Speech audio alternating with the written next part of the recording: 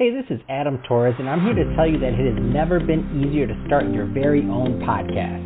At Mission Matters, our goal is to amplify stories that matter. That means we want to help you start your podcast because your story matters. We can do this in 3 different ways. 1, join our podcast school and take a free or paid course. 2, visit our resources page where we've already figured out what you need, such as where to host your podcast. Or 3, heck, we can even do everything for you through our podcast agency, including editing for cheaper than you can do in-house. Oh, and no contracts, service is month to month. Get started by heading over to missionmatters.com and click on Start a Podcast. All right, now let's get into the show. Hey, I'd like to welcome you to another episode of the Mission Matters Business Podcast, your source for all things business. My name is Adam Torres. You can follow me on Instagram at AskAdamTorres. Keep up with my book releases, book tour schedule, signings, all that other good stuff. Always love to connect with you there. And as always, if you'd like to apply to become a co-author of one of my upcoming books, just head on over to the website, missionmatters.com, and click on Become an Author to apply. All right, so today I have Kent Frazier on the line. He's co-creator over at Fully Human at Work. Kent, welcome to the show. Hey, Adam, thanks for having me. All right, so hey, I'm excited about today's topic. So I know that the curriculum over at Fully Human at Work has just been expanded with this edition of this new book. So enough with the talking points, doing more good than harm in conversation. So excited to do a dive into that. But before we do, tell us a little bit more about what you're doing over at Fully Human at Work. Tell us a little bit more about the company, please. Yeah, absolutely. Thank you, Adam. Well, you know, if anyone is paying attention to what's happening in the world, even pre-COVID and pre the recent social unrest, one could surmise that the way the world works doesn't work for many people. We see depression as the leading cause of disability on the planet. We see the wealth gap increasing. We see all kinds of just mental health related issues in the ways that we work, certainly here in the U.S., with all kinds of staggering statistics around mental health costing the U.S. economy over $500 billion a year with respect to workplace stress. And it's just, you know, the way the world is working is just not working for many people. So Fully Human at Work was born out of an inquiry into what if we were to put human thriving at the center of how we think about work rather than production and consumption. And what if the pandemic of mental health issues we see, largely depression and anxiety around the planet, what if that's actually a healthy immune response to a sick society, to a system that has become unmoored from, you know, why it really exists, which is to support the Commonwealth, to support people. So Fully Human at Work is really an inquiry and an exploration and an interdisciplinary community of practitioners that are stepping into who do we have to become as human beings right now at this point in time in the history and evolution of life. And so that's what we're doing there. No, I love it, and I think it's timely, and it's not an easy problem or topic that you're really trying to solve. When they talk about product market fit, you're trying to work with humanity here. It's a big topic. That's a big task, but I love it, Kent. It's we need forward thinkers like yourself and your other partners to kind of work on these things. So I think this is also a great transition. So I do want to jump right into this book and this new curriculum. So enough with the talking points, doing more good than harm in conversation. Tell us a little bit more about this work, please. Yeah, so one of the things that we realized, I've worked in HR for for-profit organizations for the last 25 plus years. And one of the things that I've noticed, and this is not original thought, it really comes from the work of Ram Charan, who worked at Harvard, but he put forth this notion in the late 90s that dialogue or conversation is the basic unit of work in organization.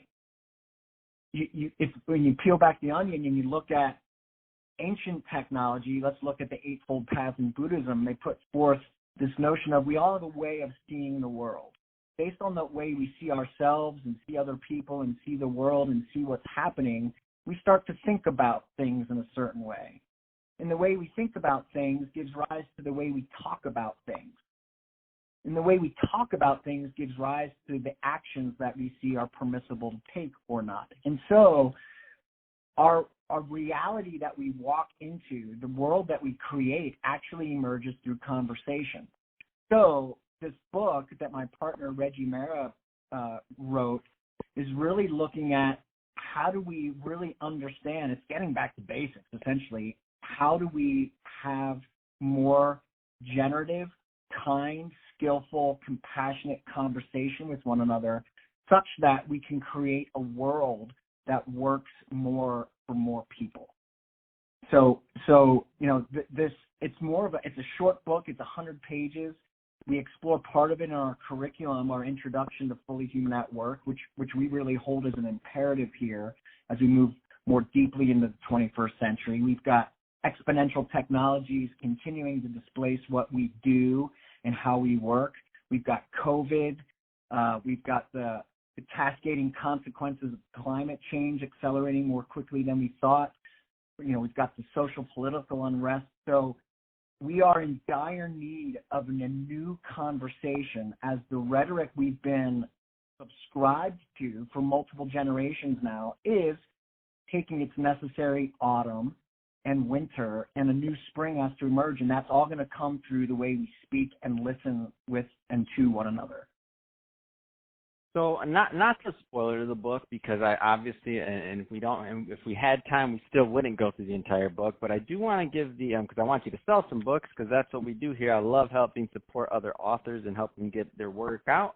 But that being said, to give the audience a flavor of the book or the content, and can you tell us a little bit more? Like, give us a story, give us something from the book for us to wrap our heads around.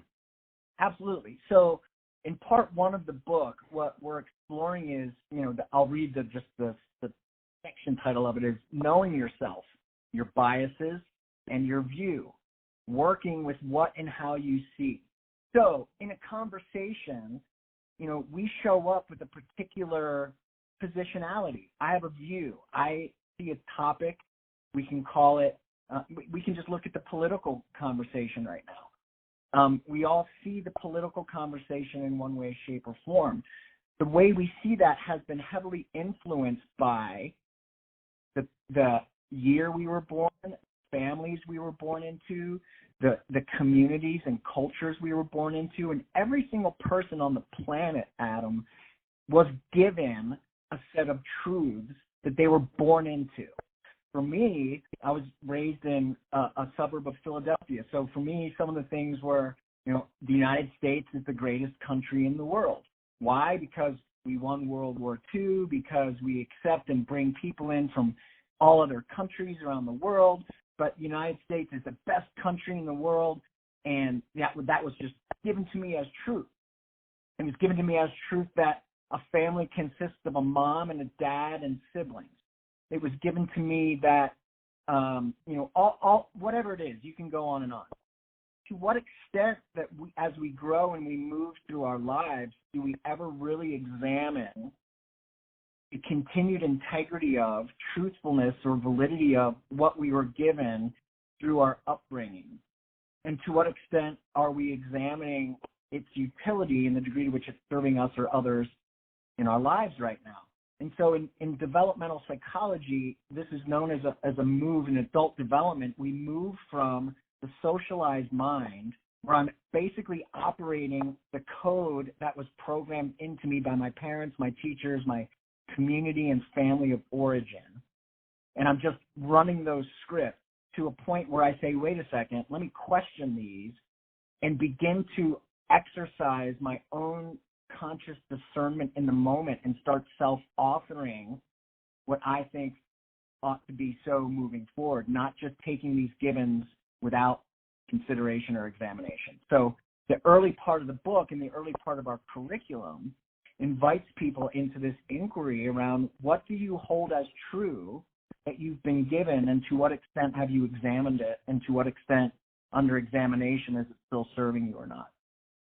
And how does that enable me to show up more skillfully in conversation, recognizing that every single person has some differentiated and distinct set of givens. It's fascinating that we can even get along at all, given, you know, how differentiated all of our early programming is as human beings. No, very, very well put, Kent.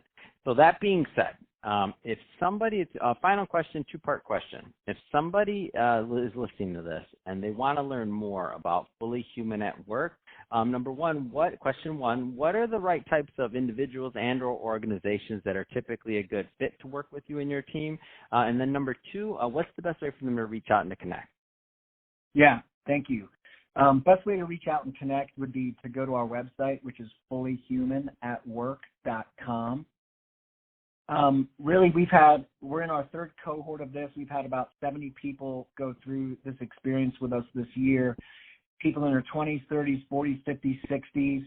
Anyone who's really called to an emergent conversation that honors and respects, you know, where we've come from, and also has an interest in writing a new narrative that's going to put human thriving and all life on the planet at the center of our conversation, and how we cooperate, how we exchange value, and live more fully into the 21st century as humans.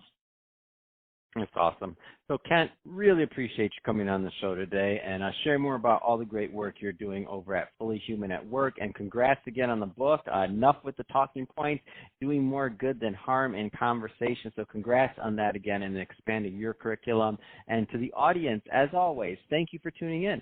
Hope you got a lot of value out of this. If you did, don't forget to subscribe to the podcast, leave a review in the Apple iTunes store. And if you're watching this on our YouTube channel, Mission Matters Business, definitely give us a subscribe there, but also leave us some comments in the video. Love to know what kind of projects and things that you're working on. And Kent, thanks again for coming on the show.